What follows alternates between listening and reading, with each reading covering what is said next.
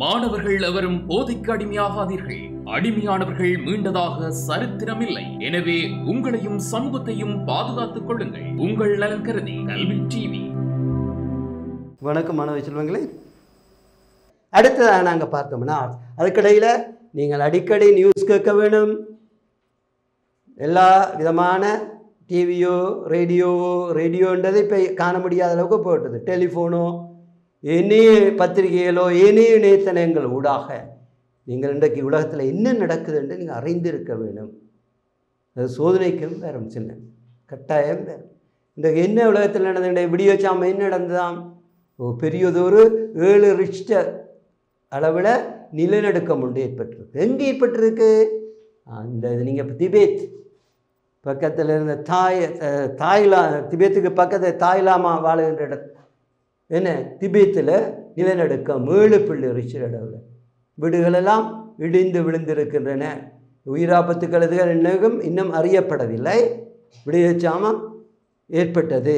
அது நேபாளம், இந்தியாவின் வடபகுதி, அங்கே சீனாவின் தென்பகுதி போன்ற பிரதேசங்களுக்கெல்லாம் இன்றைக்கு பல பாதிப்புகளை உணரப்பட்டிருக்கிறது. பாதிப்புகளையில் அந்த நிலநடுக்கம் உணரப்பட்டிருக்கு. இமயமலையின் சிகரத்தில் ஏன்னா அது இந்த திபேத் நேபாள பகுதிகளில் இருக்கிறது, இந்தியாவின் வடபகுதி. அப்போ இந்த நிலநடுக்கங்கள் உருவாகிட்டிருக்கிறது. கவனம், சரியா? ரைட். இனி தொடர்ந்து கேட்டிங்கன்னா அதனுடைய அழிவுகள் காட்டப்படும். சரியா? இன்றைக்கு சீனா இன்றைக்கு உச்சியால் இருக்கிற மலைநாட்டில் இருக்கிற மக்களுக்கு உதவிகளை வழங்குவதற்கு முயன்று கொண்டிருக்கின்றது என்று நான் நியூஸ் கேட்டேன். நீங்களும் பார்த்து கொள்ளுங்கள். நல்ல விடயங்களை பார்க்க வேண்டும்.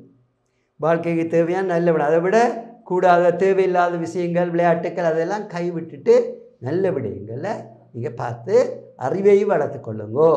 உங்களுக்கு எல்லாம் தெரியும் என்பதை ஏற்படுத்தி கொள்ளுங்கோ. சரியா? ஓகே. இன்றைக்கு நாங்கள் கிராமங்கள் பார்த்துட்டோம். இன்றைக்கு நகரங்கள் ரீதியாக என்னென்ன அபிவிருத்தி நடவடிக்கைகள் மேற்கொள்ளப்பட்டு வருகின்றன.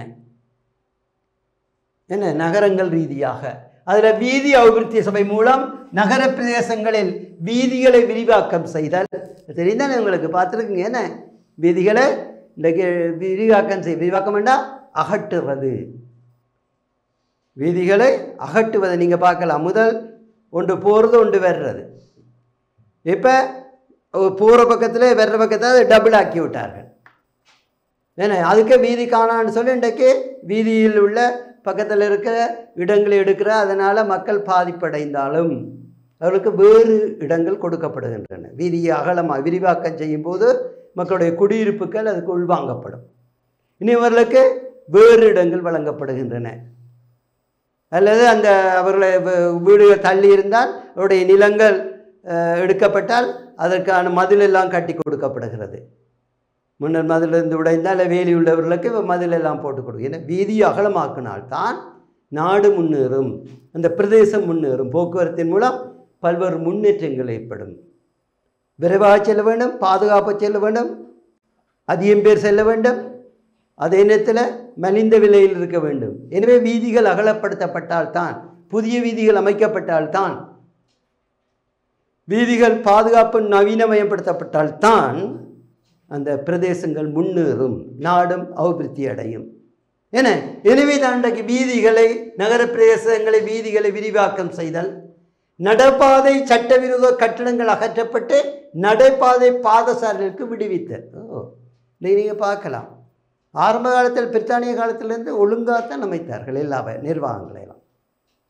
கழிவு தண்ணீர் போகிறதுக்கு ஒழுங்காக கான்களை, சிமெண்ட் கான்கிரீட் கான்களை எல்லாம் அமைத்திருந்தார்கள். இன்றைக்கு பாருங்கள், அதெல்லாம் மூடுபட்டுட்டு இன்றைக்கு புதுசாக நாங்கள் கிண்டும்போது அங்கே பழைய கான்கள்லாம் வேறு வடிகால் எல்லாம் அது ஒழுங்காக நகரப்பிரதேச தண்ணிகள் ஒழுங்காக ஓடி அந்த குளங்கள் நிறைஞ்சு அந்த குளத்துலேருந்து மற்ற குளத்துக்கு போய் மற்ற குளத்துலேருந்து மற்ற பாரிய குளங்களுக்கு தண்ணி போகும். வீணாக்கப்படாது, வெள்ளமும் ஏற்படாது. இன்றைக்கு இந்த கான்கள் எல்லாம் மூடுபட்டு விட்டன. நீங்கள் பார்க்கலாம், என்ன அந்த வாய்க்காலெல்லாம் மூடுபட்டு விட்டு. நகரங்கள் இது முழுக்க வாய்க்கால்கள் இருந்த முதல் வீட்டு பக்கத்தால், ஒவ்வொரு வீட்டு பக்கத்தால் வாய்க்கால்கள் போய் கொண்டிருக்கும். இன்றைக்கு வாய்க்காலெல்லாம் இன்றைக்கு வாசல் படிகளாக மாறிவிட்டது. அதெல்லாம் வீடுகள்லாம் கட்டி விட்டுட்டோம்.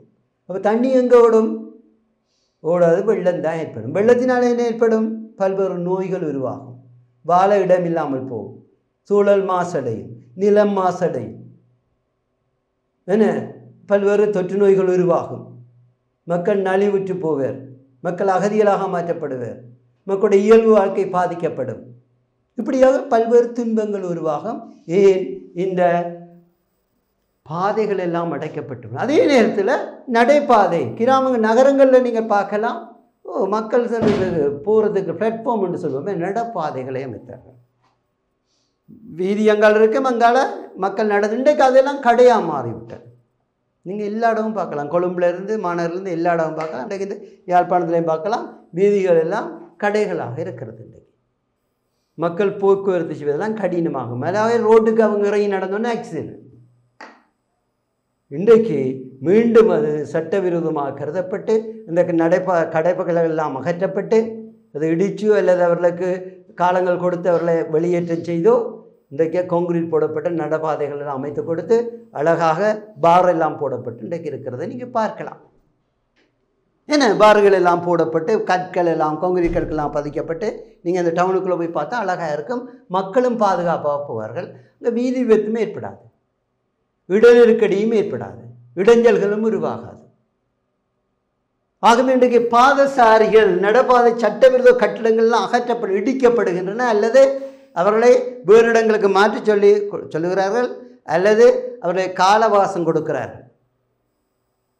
அதுவும் சொல்லு கேட்காத போது தான் அதை இடித்து தள்ளுகிறார்கள். அது எங்களுக்கு அன்றைக்கு நாங்கள் பார்க்கும்போது டிவியில் எங்கேயோ என்னடா இரக்கமில்லாமல் இடிக்கிறாங்க என்று நாங்கள் கேட்போம்.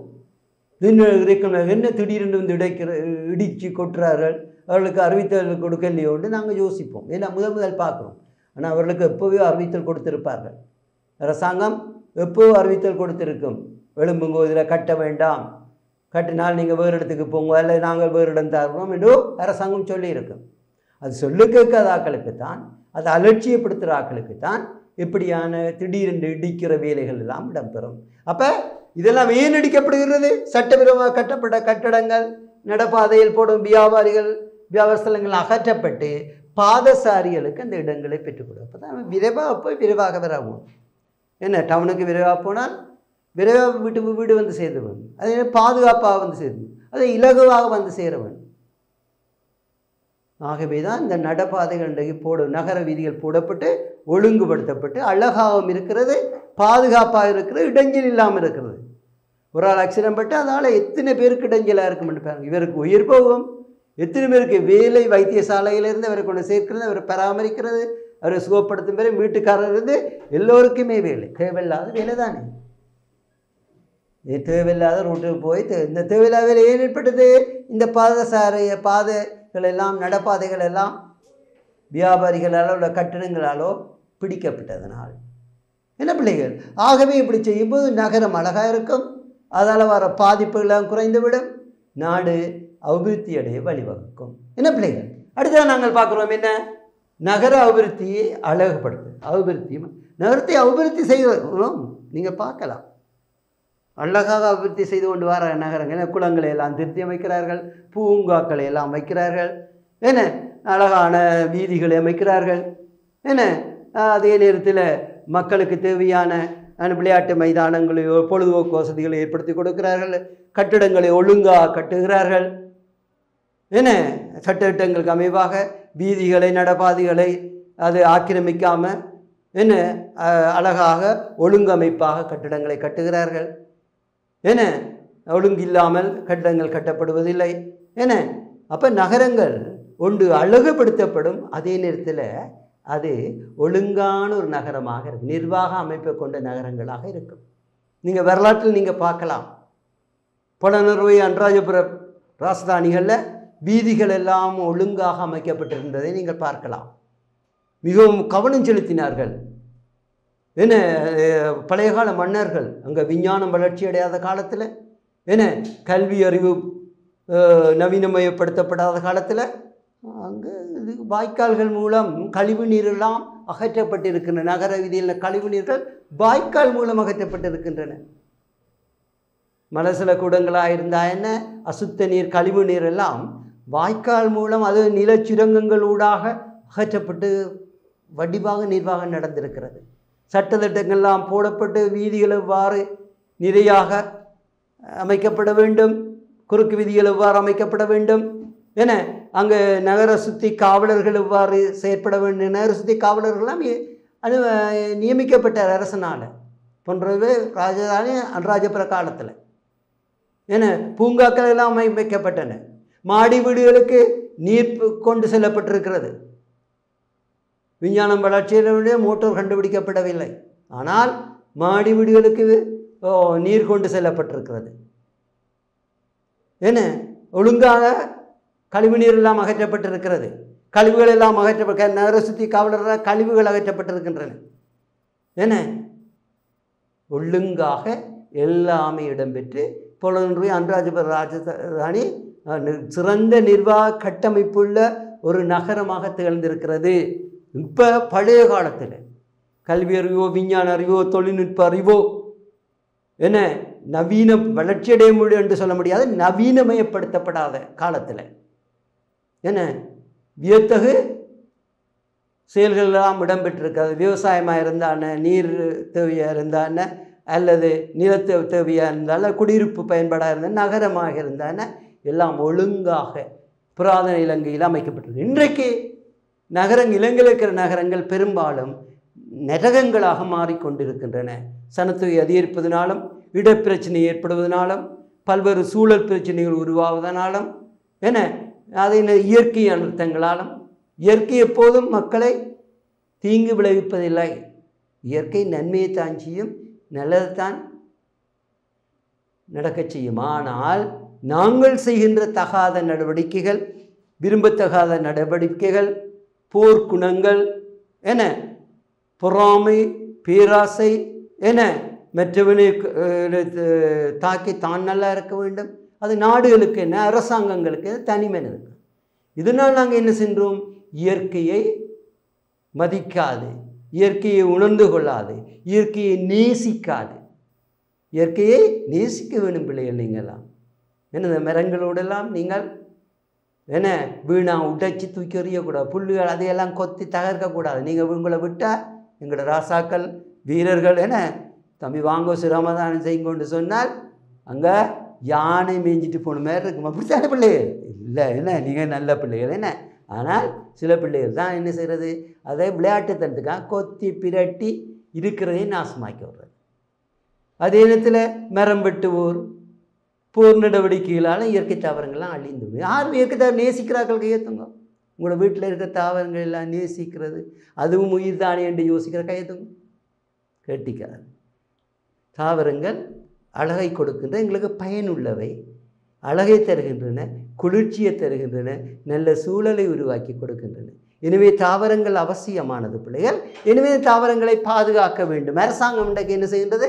மர நடுகை திட்டங்கள், வீட்டுக்கு ஒரு மரம், நாட்டுக்கு ஒரு மரம் நடுதல், அது பிறந்த நாள் ஞாபகங்களாக மரங்களை நடுதல், என்ன மூலிகளை நடுதல், பூங்காக்களை அமைத்தல், என்ன நீர் தடாகங்களை அமைத்தல், அதை சுற்றி அழகான தாவரங்களை உருவாக்குதல், என்ன இதனால் அழகு ஒரு பக்கத்தால், நகரத்தினுடைய அழகு ஒரு பக்கத்தால் ஏற்படுவதோடு நல்ல ஒரு சூழல் உருவாக்கப்படுகிறது.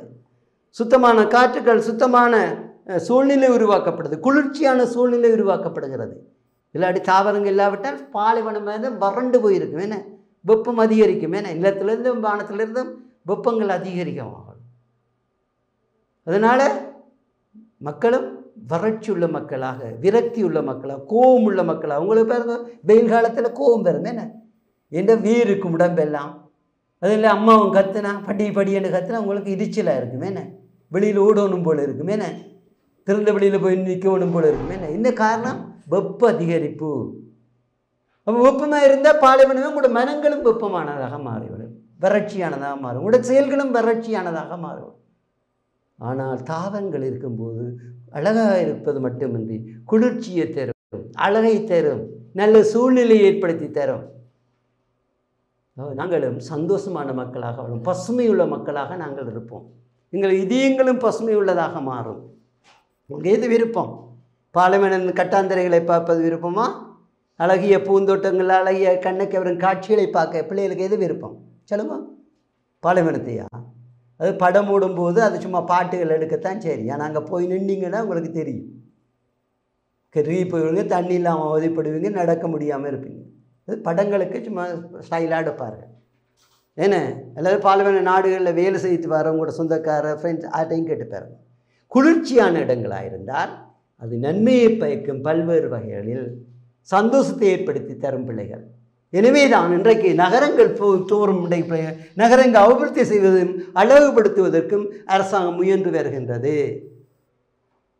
நீர்த்தடாகங்களை அமைத்தல், விளையாட்டுக்கு பூங்காக்கு விளையாட்டுக்களை மைதானங்களை அமைத்தல், விளையாட்டு சிறுவர்லேருந்து பெரியவர்களுக்கான விளையாட்டு அரங்குகளை அமைத்தல், என பூந்தோட்டங்களை அமைத்தல், நீர்த்தடாகங்களை உருவாக்குதல், என சுற்றுப்பாதைகளை என ரவுண்ட் அபவுட் அந்த சுற்றுப்பாதைகளை வீதிகளை மத்தியில் அமைத்து சந்திகள் அமைத்து அதை அழகுபடுத்துதல், என வீதிகளுக்கு பேர் சூட்டுதல், வீதிகள் போக்குவரத்து செய்யக்கூடியதாக அழகான வீதிகளை அமைப்பது மட்டுமில்லை, பூந்தோட்டம் வீதிகள் நடுவே பூந்தோட்டங்களை அமைத்தல், மேம்பாலங்களை அமைத்தல்.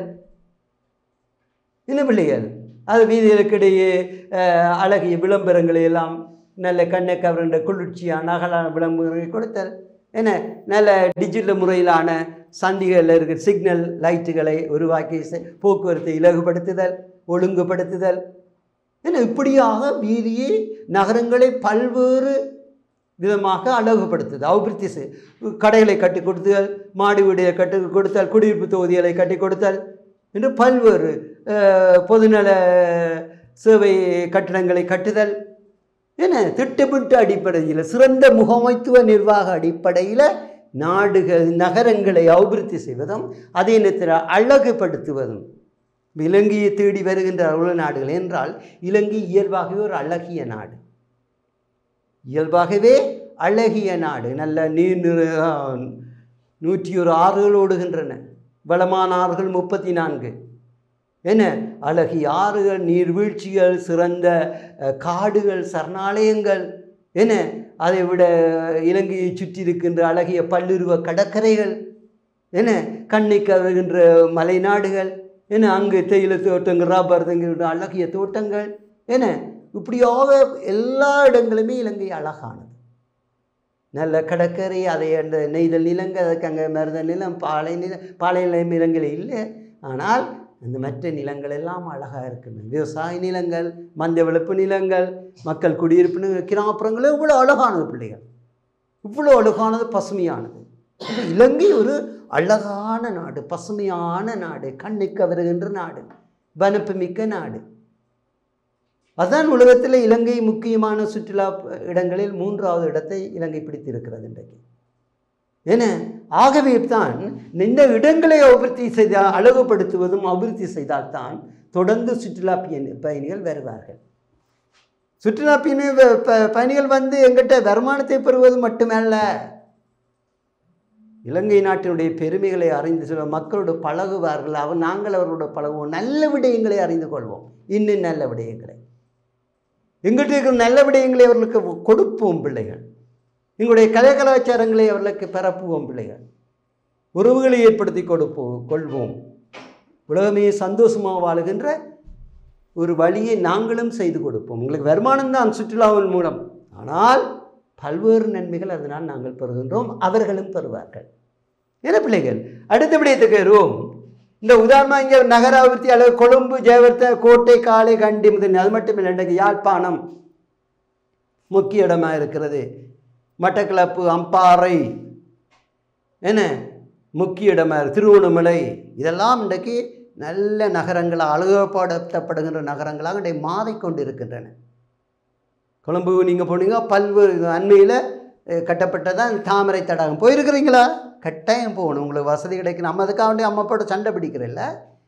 கொழும்பு போகிற நேரம் இப்படியான இடங்கள், தாமரை கோபுரத்து போய் ஏறி பாருங்க, அவ்வளோ அழகாக இருக்கும், ஆசையாக இருக்கும், போய் பாருங்க போகிற நேரம். ஏன்னா அதுக்காக வேண்டிய வீட்டில் சண்டை பிடிக்கிறதில்ல. ஏன்னா எல்லா இடங்களையும் தாமரை கூறும் கடைசியாக இலங்கையில் கட்டப்பட்ட ஒரு நவீன அழகான கோபுரம், அதில் ஏறி பாருங்க, உண்மையில் அழகாகத்தான் இருக்குது, சந்தோஷமாக இருக்கிறது. ஏன்னா ஓகே, இப்படியாக எல்லா இடங்களையும் இலங்கை அரசாங்கம் கிராமங்கள் மட்டுமல்ல நகரங்களை அபிவிருத்தி செய்வதும் அதன் அழகுபடுத்துவதும், அழகுபடுத்துவதன் மூலமாக நாடு பெருமை கொள்வதும் அபிவிருத்தி கிட்டி செல்லப்படுவதும் விளங்குதா பிள்ளைகள்? அடுத்தபடியாக நாங்கள் பார்க்கணும் நகரச் சூழலில் ஓய்வு பொழுதுபோக்கு பெறும் வாய்ப்புகளை விரிவாக்குதல்ண்டா ஏற்கனவே இருந்தது தான் இப்போ உண்டு அதிகமாக உருவாக்குதல் அல்ல இருக்கிறதை நவீனமயப்படுத்துதல் அதுதான் அந்த விரிவாக்கம் என்பது உண்டு இருந்ததை பெருப்பித்தல் அல்லது நவீனமயப்படுத்துதல் இதுதான் விரிவாக்கம் என்றது கருத்து உடைய விரிவாக்கம் செய்தென்றால் இருப்பதை பெருப்பித்தல் அல்லது அதை நவீனமயப்படுத்துதல் என்ன ஆகவே இருக்கின்ற இப்போ பொழுதுபோக்கு ஏற்கனவே இருந்தவற்றை இன்னும் அதிகமாக செய்ய வேண்டும் ஓய்வு பொழுதுபோக்கு வசதி தெரிந்தானே உங்களுக்கு என்ன பூங்காக்கள் என்ன நீர்த்தடாகங்கள் இப்படியான பல்வேறு பொழுதுபோக்கு வசதியை ஏற்படுத்தி கொடுது இதை விட விளையாட்டு சங்கங்கள் என்ன கணக்கு இருக்குது பொழுதுபோக்கு வசதியை ஏற்படுத்திக்கணும் நல்ல விடயங்களாக பொழுதுக்கு இன்றைக்கு நாங்கள் அதை கூட தீய வழியெல்லாம் பயன்படுத்த பார்க்குறோம் அரசாங்கம் பொழுதுபோக்குவதற்கு சந்தோஷமாக இருப்பதற்கு தூய காற்றை பெறுவதற்கு ஓய்வாக இருப்பதற்கு கவலைகளை மறந்து இருப்பதற்கு தான் சிறுவர்களுக்கு விளையாட்டுக்களை ஏற்படுத்தி அந்த பொழுதுபோக்கு வசதிகளை ஏற்படுத்தி கொடுக்கு ஆனால் இன்றைக்கு நாங்கள் எல்லாம் என்ன செய்கிறோம்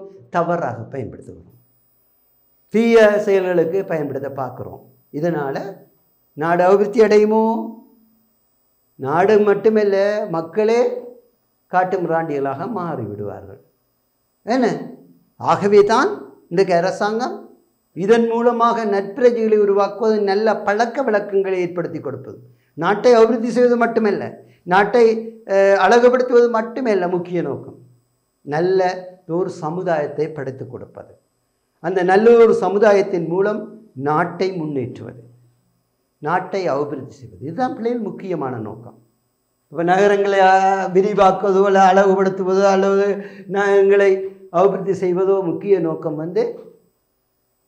நாட்டுக்கு வருமானம் கிடைக்கணும் நாட்டுக்கு பெருமை தேடணும் நாட்டுக்கு நல்ல செயல் நடக்கணும் என்பதையும் மீறி நல்லதொரு சமுதாயத்தை உருவாக்க வேண்டும் அதன் மூலம் நாடு பயனடைய வேண்டும் நல்லொரு சமுதாயத்தினுடைய உழைப்பை பெற்று நல்லொரு சமுதாயத்தின் உதவிகளை பெற்று என்ன நாடு முன்னேற வேண்டும் என்பதுதான் முக்கிய நோக்கமாக கருதப்படுது சரியா பிள்ளைகள் அடுத்து நாங்கள் பார்க்கலாம் தேசிய வீடமைப்பு அபிவிருத்தி அதிகார சபையினால் நகர வீட்டு தொகுதிகளை புனருத்தானம் செய்தல் புதிய வீட்டு தொகுதிகளை அமைத்தல் விரிவுபடுத்தல் குடிசை வீடுகளை ஆற்றுவதற்கான நடவடிக்கைகளை ஏற்படுத்தி கொடுத்தார் தெரிந்தால் இப்போ சனத்துக்கு அதிகரிப்புனா கூட எங்கட பகுதிகளில் மிக குறைவு நீங்கள் கொழும்பு நீங்கள் பார்க்க மாநகரில் பார்க்கலாம் என்ன வீட்டு தொகுதிகள் கட்டி கொடு அழகான ஒழுங்கான வசதியுள்ள வீட்டு தொகுதிகளை கட்டி கொடுக்கின்றது இன்றைக்கு என்ன மக்களை குடியேற்றுவதற்கு வசதியாக வாழ வைக்க உண்டு ரெண்டாவது நகரத்தில் உள்ள இடைஞ்சல்களை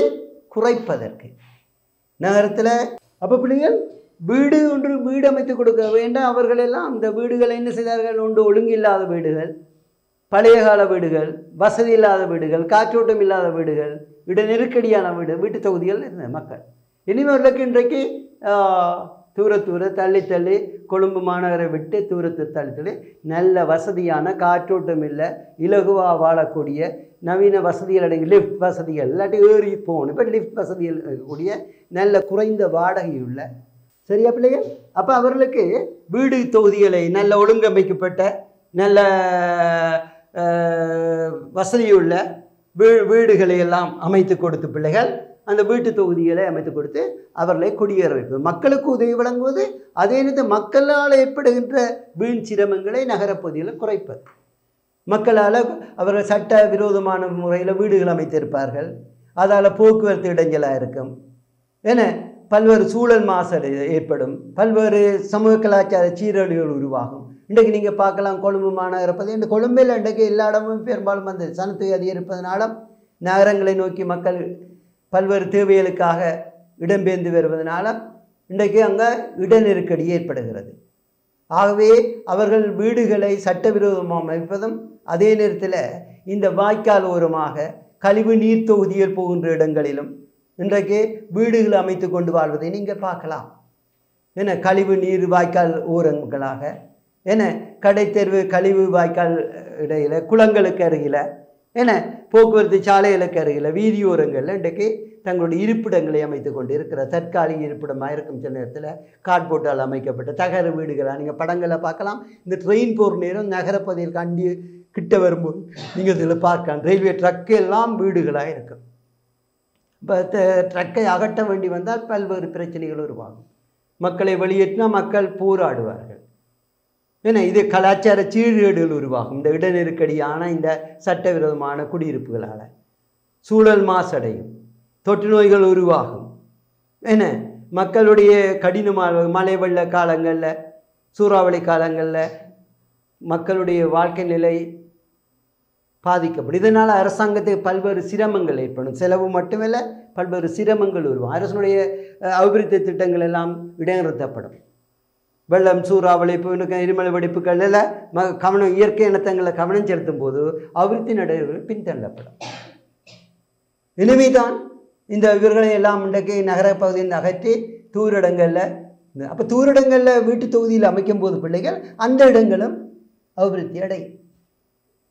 பாவிக்கப்படாமல் இருந்த தரிசு நிலங்கள் எல்லாம் இன்றைய சதுப்பு நிலங்களாக இருந்த நிலங்கள் எல்லாம் சேற்று நிலங்களாக இருந்தவையெல்லாம் இன்றைக்கு நல்ல மண் எல்லாம் போட்டு மூடப்பட்டு இன்றைக்கு அதை பாதுகாப்பான இன்றைக்கு வீட்டு தொகுதியெல்லாம் மாற்றி அமைக்கப்படுகின்றன. நீண்ட காலத்தில் பாதிப்புகளை, சூழல் பாதிப்புகளை ஏற்படுத்தினாலும் அது எல்லாம் கணக்கெடுக்கப்பட்டு திட்டமிடப்பட்டு தான் இன்றைக்கு இந்த வீடமைப்பு திட்டங்கள் உருவாகும். சதுப்பு நிலங்கள் எல்லாம் மூடப்படுகின்றன.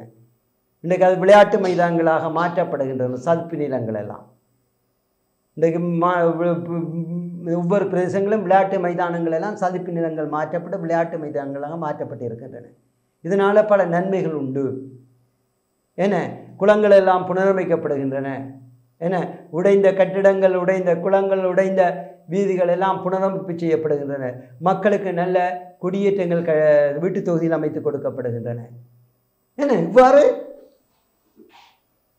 அபிவிருத்தி செய்வது மட்டுமல்ல, மக்களுடைய வாழ்க்கைகளை இலகுபடுத்துவதும் சீராக்குவதும் அவர்களை ஆன்மீக பண்புள்ளவர்களாக மாற்றுவதும் நல்ல பிரஜைகளை உருவாக்கவும் நல்ல வாழ்க்கை தரத்தை பெற்றுக் கொடுப்பதும். சரியா பிள்ளைகள்? அதே நேரத்தில் பாருங்க, புதிய கடை தொகுதிகளை அமைத்தல் நீங்கள் பார்க்கலாம். இன்றைக்கு என்ன ஃபுட் சிட்டிஸ்கள் நிறைய வருகிறது. இன்றைக்கு எங்களோட பிரதேசத்திலே கூட நீங்கள் பார்க்கலாம், கிராம பகுதிகளில் உடனே ஃபுட் சிட்டி நிறைந்து விட்டது.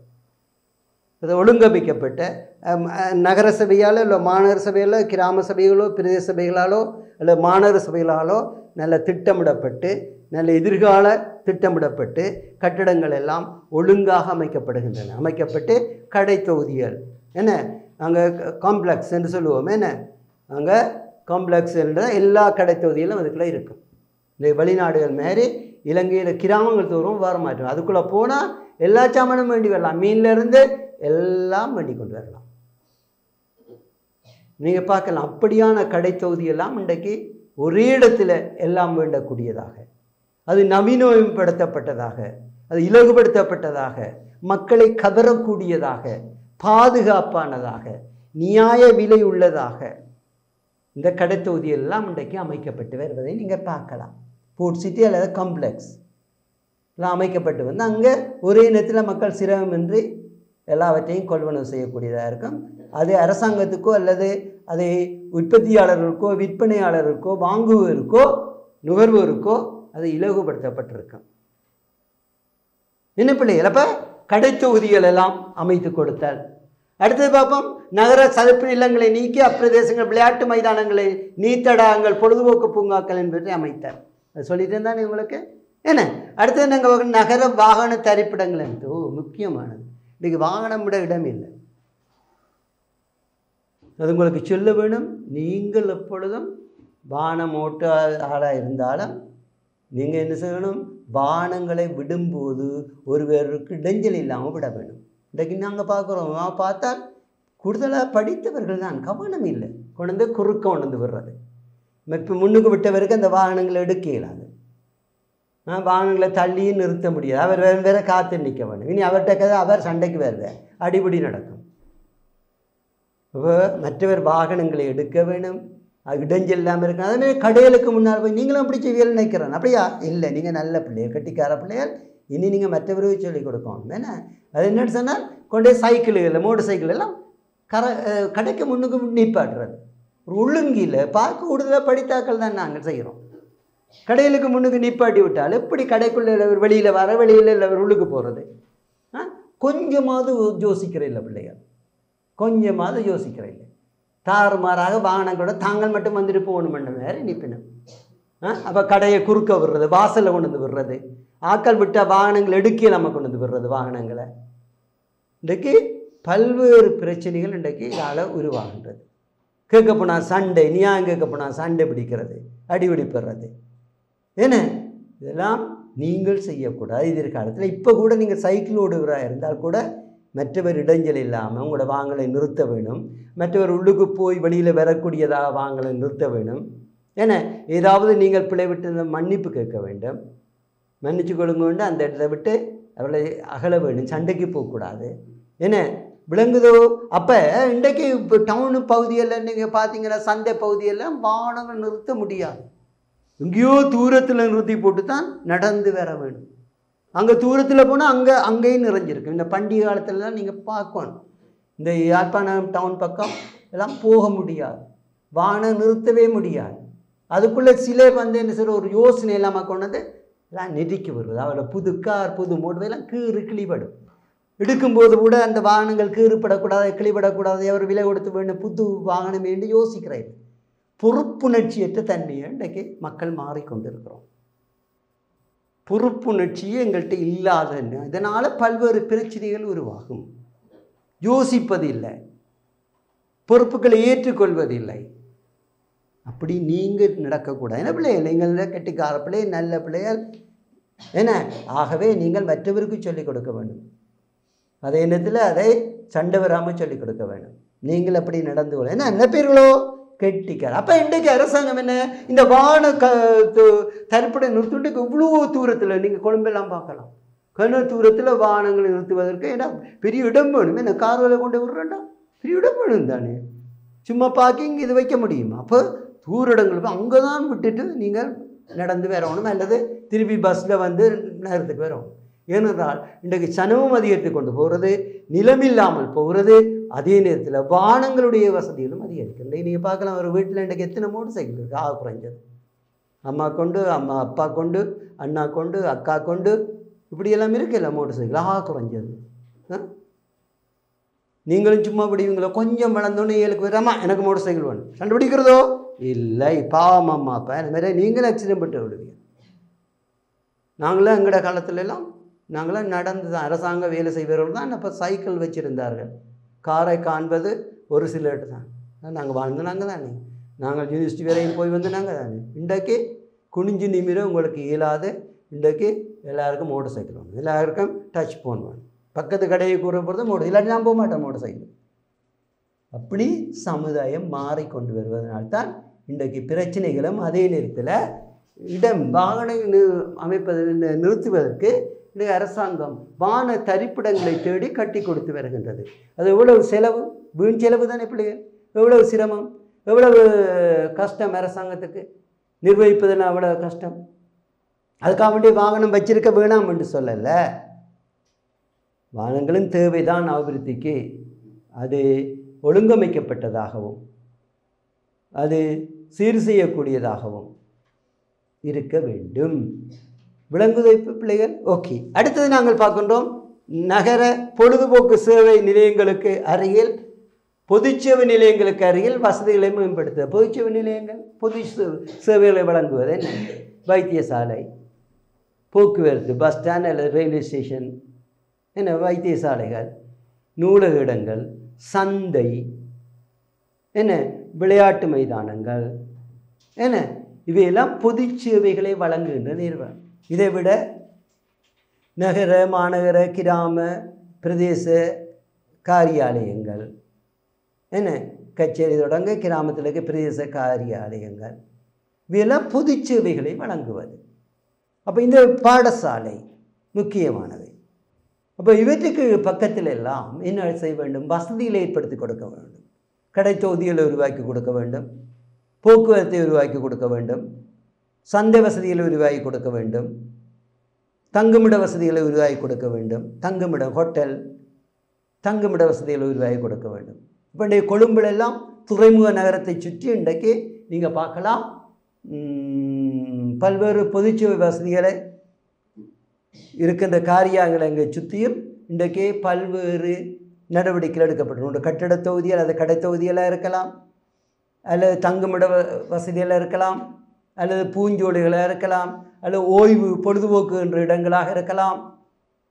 என்ன இப்படியான பொது சேவைகளெல்லாம் அரசு இந்த இந்த பொது சேவைகளை வழங்குகின்ற நிலையங்களுக்கிடையே அரசு வசதிகளை ஏற்படுத்தி கொடுக்கின்றது. மலசல கூட வசதிகள் மிக முக்கியமானது. அதனால தான் கண்ட கண்ட இடங்களெல்லாம் அசிங்கப்படுத்துவதும் அதனால் தொற்று நோய்கள் உருவாவதும் துர்நாற்றங்கள் எல்லாம் வீசுவது பார்க்கலாமே. இந்த நீங்கள் பார்த்தீங்கன்னா எல்லாம் மலசல கூட வசதி இல்லாததால் இரவிலையோ பகலிலோ எல்லாரும் அங்கெங்கே யூரினு போட்டு அதை மணக்கும். இந்த இடத்த மூக்கை பொத்தி கொண்டு தான் போக வேண்டும். ஆகவே நல்ல பொதுச்சேவை வழங்குகின்ற இடங்களுக்கிடையே நல்ல வசதிகளை ஏற்படுத்தி கொடுத்தால் இன்றைக்கு நீங்கள் பார்க்கலாம் நல்ல தரமான உடனடியாக கிளீன் செய்யக்கூடிய மலசல கூடங்கள் எல்லாம் இன்றைக்கு நீங்கள் பார்க்கலாம் பொதுச்சேவைக்காரர்களை ஏற்படுத்தி கொடுத்திருக்கிறார்கள் அரசாங்கம். என்ன அதே நல்ல கட்டிட தொகுதியெல்லாம் கட்டி கடை தொகுதியெல்லாம் இருக்கலாம், அதை உருவாக்கி கொடுத்திருக்கிறது. நல்ல போக்குவரத்து சேவைகளையும் வழங்குவதோடு போக்குவரத்து நிலையங்களையும் அருகில் உருவாக்கி வச்சிருக்கிறது. என்ன அங்கே இருந்தால் பஸ் எடுக்கலாம், எல்லா இடங்களுக்கும் பஸ் எடுக்கலாம், காத்திருந்து எடுக்கலாம், பாதுகாப்பாக இருக்கலாம். என்ன போக்குவரத்து வசதி உருவாகி கொடுக்கின்றது, கடைத்தொகுதிகளை கட்டி கொடுக்கின்றது, ஓய்வு நிலையங்களை உருவாகி கொடுக்கின்றது, பொழுதுபோக்கு வசதியான நிலையங்களை உருவாகி கொடுக்கின்றது, மலசல கூடங்களை அமைத்து கொடுக்கின்றது, தங்குமிட வசதிகளை ஏற்படுத்தி கொடுக்கின்றது. என்ன அதே நேரத்தில் ஏதாவது ஆபத்து இருந்தால் அந்த பொதுச்சேவைகளுக்கு பக்கத்தில் இப்போ வைத்தியசாலையாக இருந்தால் உடனடியாக பெறக்கூடிய முதலுதவி சிகிச்சை நிலையங்களை எல்லாம் உருவாக்கி வச்சிருக்கிறது. ஏன்னா அப்போ ஒன்றை மையமாக கொண்டதை பாடசாலைக்காரையை நீங்கள் பார்க்கலாம். புக் ஷாப்புகள் எல்லாம் அமைத்து கொடுத்துருக்கிறார்கள், கடை தொகுதியில் அமைத்து கொடுத்துருக்கிறார்கள். என்ன நீங்கள் பார்க்கலாம். என்ன விளங்குதோ இப்போ அப்படி வசதி செய்து. அடுத்தது உள்ளூர் நிர்வாக கட்டமைப்பில் மாற்றங்களை ஏற்படுத்துதல். மாகாண சபை, நகர சபை, மாநகர சபை அது தெரியுதானே உங்களுக்கு. இப்போ நகரங்களை கிராமங்கள், கிராம சபை கிராமங்களிலிருந்து நகரம் வரையும் நல்ல கிராம சபை, நகர சபை, மாநகர சபை, பிரதேச சபைகள் என 2 சபைகளை ஏற்படுத்தி அதன் மூலம் வளர்ச்சியை ஏற்படுத்துவது, மக்களுக்கும் சேவைகளை வழங்குகிறது. அடுத்தது கழிவு முகாமைத்துவ நிகழ்ச்சி திட்டங்களை நடைமுறைப்படுத்தும். இன்றைக்கு நீங்கள் பார்க்கலாம் குப்பைகளை கண்ட மாதிரியெல்லாம் நான் கண்ட இடத்துல குப்பை போடக்கூடாமட்டு போட் போட்டால் அதுக்கு மேலே கொண்டு குப்பை போட்டுவிட்டு போகிறாங்க. எப்படியான சமுதாயம் என்று பாருங்க. ஏன்னா அதுக்கு மேலே போட்டை கலட்டி மாற்றி வச்சிடுறாங்க. ஓட்டோவில் வந்து குப்பை எறிஞ்சு கொண்டு போவாங்க. ஒரு நாள் தானே குப்பை எடுக்கிறாங்க. குறிப்பிட்ட ஒரு நாளில் குறிப்பிட்ட இடங்களில் மாநகர சபையோ, நகர சபையோ, கிராம சபையால் வந்து குப்பைகளை பெறுகின்றார்கள். அதுக்கு பிறகு என்ன வேணுமென்றும் விதண்டாவாதமாக குப்பையில் கொண்டு வந்து ரோட்டில் போடுவது, மக்கள் நடமாடும் பிரதேசங்களில் போடுவது, அல்ல மக்களை வீட்டுக்கு முன்னால் போட்டுட்டு போவது. நீங்கள் பார்க்கலாமே அவ்வளோ வீம்புத்தனம் எங்களோட சமுதாயமாக மாறிவிட்டது. அதனால் தொற்று நோய் ஏற்படும். நாய்கள் எல்லாம் பிச்சு கொட்டி காலையில் பார்க்கலாம் அசிங்க மூக்கை பொத்தி கொண்டு தான் போக வேண்டும். முதல் மாநகரில் கொழும்பு பகுதி இன்றைக்கு எங்களுடைய பிரதேசங்களும் வந்துட்டு ஒரு பொறுப்புணர்ச்சி தன்மையாக எங்களோட சமுதாயம் மாறுவதை பார்க்கலாம். நீங்கள் அப்படி மாறக்கூடாது, அப்படி நினைச்சு பார்க்கவும் கூடாது. பாவம் தானே குப்பையில் கழிவுகளை எடுக்கிறவர்கள், அவர்களும் மனிதர்கள் தானே. அவர்களும் நாங்கள் கண்ட குப்பையில் தரம் பிரித்து போடாமல் விடுறதால அவர்களும் வெறும் கைகளினால தானே அந்த குப்பையில் எடுத்து போகிறார்கள். அவர்களுக்கு நாங்கள் பேசுகிறோம், சண்டை பிடிக்கிறோம், குப்பையில் எடுக்கலை தண்டல்ல. அப்படி நாங்கள் முதல்ல ஒழுங்காக நடக்க வேண்டும். குப்பைகளை கண்ட இடத்திலையும் போடக்கூடாது, குப்பைகளை தரம் பிரித்து போட வேணும். அவர்களும் மனிதர்கள், அவர்களுக்கு மணக்கம் தான், எங்களுக்கு மட்டுமா துர்நாற்றம் ஏற்படும். பாவங்கள் தானே பிள்ளைங்க. நாங்கள் ஒருவரும் சிந்திச்சு பார்க்குறோம் இல்லையா? அவரோட சண்டை பிடிக்கிறோம், அடிவுடை பிடப்போம்.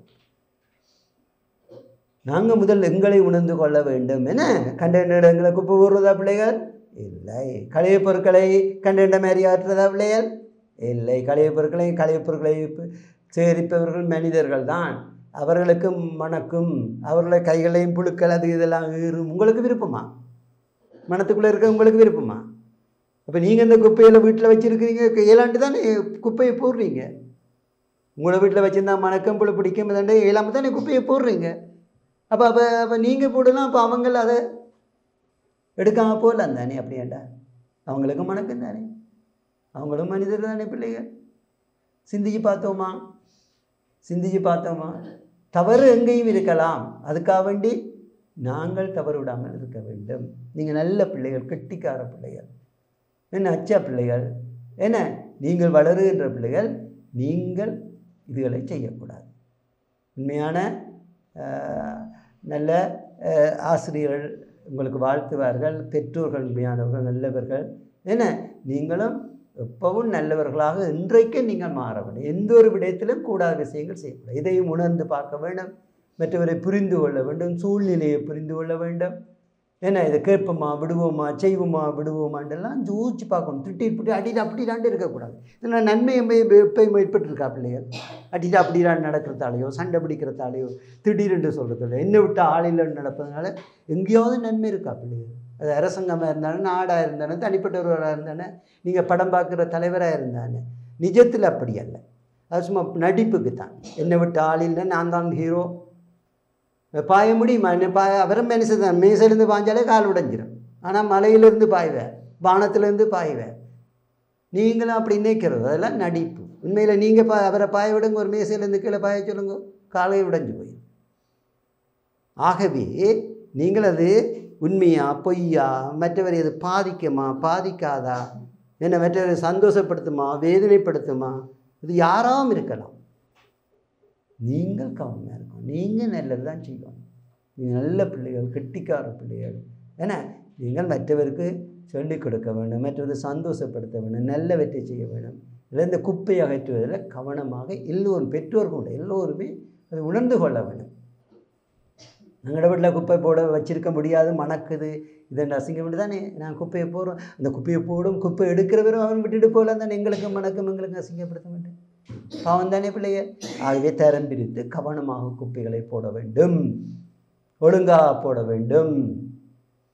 அதே நேரத்தில் குப்பை எடுப்பவருக்கு நோய்களோ பாதுகாப்பு வராத வகையில் அகற்ற வேண்டும். குப்பைகளை கழிவுகளை அகற்ற கொடுக்க வேண்டும். என்ன விளங்குதோ பிள்ளைகள்? ஓகே. பவராயின் நாடு முன்னேற்றம் அடையும், அபிவிருத்தி அடையும். ஒவ்வொரு விடயத்திலையும் நாடு அபிவிருத்தி அடைகின்ற செயல்கள், நிலைத்து நிற்கக்கூடிய அபிவிருத்தி, சும்மா அபிவிருத்தி இல்லை பிள்ளைகள், நிலைத்து நிற்கக்கூடிய நீண்ட காலத்துக்கு சஸ்டைனபிள் டெவலப்மெண்ட், நீண்ட காலத்துக்கு நிலைத்திருக்கக்கூடிய அபிவிருத்தி இதுதான். பெருமைக்காகவும் இதுக்காக நடித்தோம்னு சொன்னால் அது அந்த அபிவிருத்தி விழுந்து விடும்.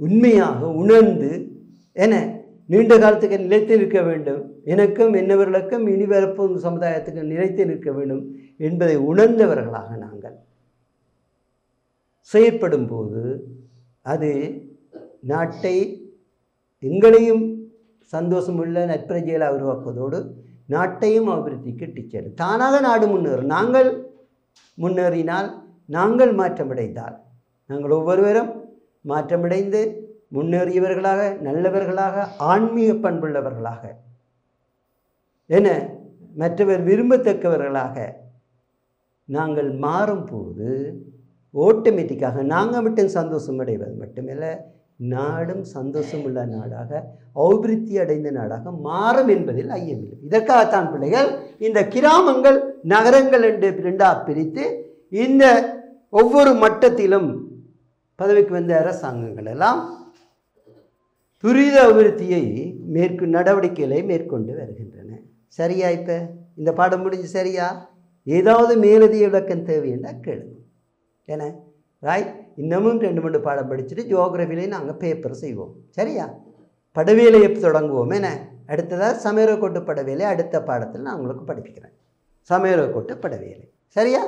அதையும் முடிச்சிட்டோம் என்றால் இந்த மாதத்துக்குள்ளே முடிச்சுட்டோம்னா அடுத்த மாதம் முழுக்க ஜியோகிராஃபி பேப்பர் செய்வோம். சரியா பிள்ளைகள்? Okay right. வரலாறு வார வகுப்பில் அறிமுகம் நடக்கும், அதுக்கு அடுத்த வகுப்பில் இருந்து பேப்பர் இருக்கும். ஆகவே 10 வருஷ பாஸ் பேப்பரோடு எல்லா மாணவர்களும் இருக்க வேண்டும். சரியா? நாங்கள் பேப்பர் செய்வோம். ஓகே, நன்றி கூறி உங்களிடம் இந்த விடைபெறும் ஆசிரியர் நான் எம் இக்னேஷன். வணக்கம் பிள்ளைகள், நன்றி. கல்வி டிவியில் புத்தம்புது நிகழ்ச்சிகளை உடனுக்குடன் பார்த்து மகிழ எமது ஃபேஸ்புக் மற்றும் யூடியூப் பக்கத்தை லைக் செய்யுங்கள்.